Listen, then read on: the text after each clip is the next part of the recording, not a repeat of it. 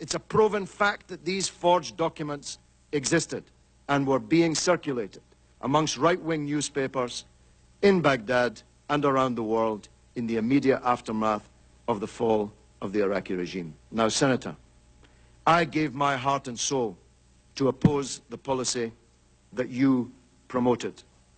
I gave my political life's blood to try to stop the mass killing of Iraqis by the sanctions on Iraq, which killed 1 million Iraqis, most of them children. Most of them died before they even knew that they were Iraqis, but they died for no other reason other than that they were Iraqis, with the misfortune to be born at that time. I gave my heart and soul to stop you committing the disaster that you did commit in invading Iraq. And I told the world that your case for the war was a pack of lies.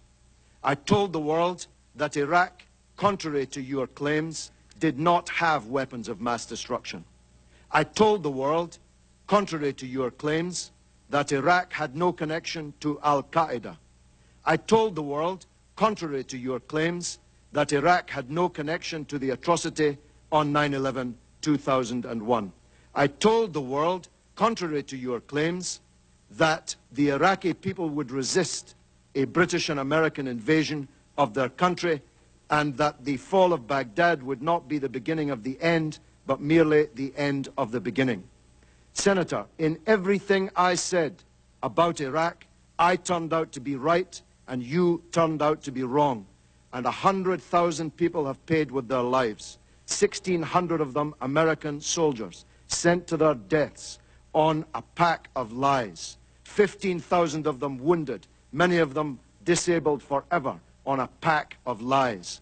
If the world had listened to Kofi Annan, whose dismissal you demanded, if the world had listened to President Chirac, who you want to paint as some kind of corrupt traitor, if the world had listened to me and the anti-war movement in Britain, we would not be in the disaster that we're in today. Senator, this is the mother of all smokescreens. You are trying to divert attention from the crimes that you supported, from the theft of billions of dollars of Iraq's wealth. Have a look at the real oil for food scandal. Have a look at the 14 months you were in charge of Baghdad, the first 14 months, when $8.8 billion of Iraq's wealth went missing on your watch. Have a look at Halliburton and the other American corporations that stole not only Iraq's money, but the money of the American taxpayer.